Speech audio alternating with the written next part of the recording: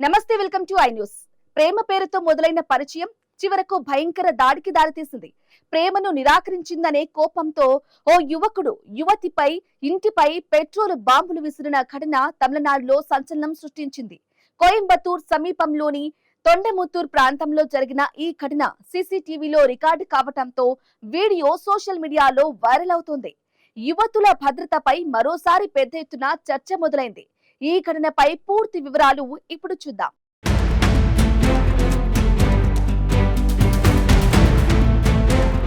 తమిళనాడులోని కోయంబత్తూర్ జిల్లా తొండముత్తూరు పరిసర ప్రాంతాల్లో జరిగిన ఈ ఘటన స్థానికంగా తీవ్ర కలకలం రేపింది.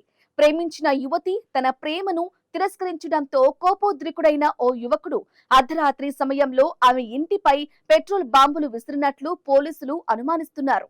ఇక సీసీటీవీ ఫుటేజ్ లో ఇద్దరు యువకులు బైకుపై వచ్చి ఇంటి గేటు ముందు ఆగిన దృశ్యాలు కనిపించాయి.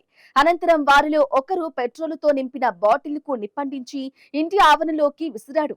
కొన్ని క్షణాల్లోనే మంటలు చెలరేగటంతో ఇంట్లో ఉన్న కుటుంబ సభ్యులు ఒక్కసారిగా భయంతో బయటకు పరుగులు తీశారు. స్థానికులు వెంటనే స్పందించి మంటలను ఆర్పటంతో పెద్ద ప్రమాదం తప్పింది.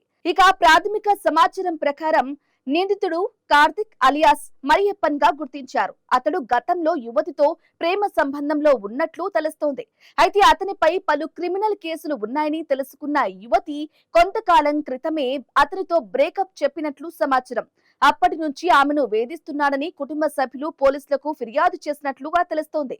దాడి జరిగిన సమయంలో యువతి ఇంట్లో చదువుకుంటూ ఉండటంతో ప్రాణాపాయం తప్పిందని పోలీసులు తెలిపారు.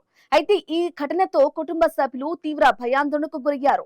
స్థానిక ప్రజలు కూడా మహిళల భద్రతపై ఆందోళన వ్యక్తం చేస్తున్నారు. ఇక ఈ వీడియో సోషల్ మీడియాలో వైరల్ కావడంతో నెటిజన్లు తీవ్ర ఆగ్రహం వ్యక్తం చేస్తున్నారు. ప్రేమ పేరుతో ఇలాంటి హింసాత్మక ఘటనలు పెరుగుతున్నాయంటూ కామెంట్లు చేస్తున్నారు. యువతుల్లో పెరుగుతున్న మానసిక అసహనం, తిరస్కరణను జీర్ణించుకోలేని స్వభావం సమాజానికి ప్రమాదకరంగా మారుతుందని పలువురు అభిప్రాయపడుతున్నారు.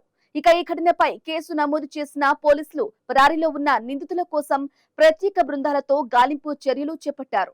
పూర్తి వివరాలు సేకరిస్తున్నామని, నిందితులపై కఠిన చర్యలు తీసుకుంటామని అధికారులు తెలిపారు.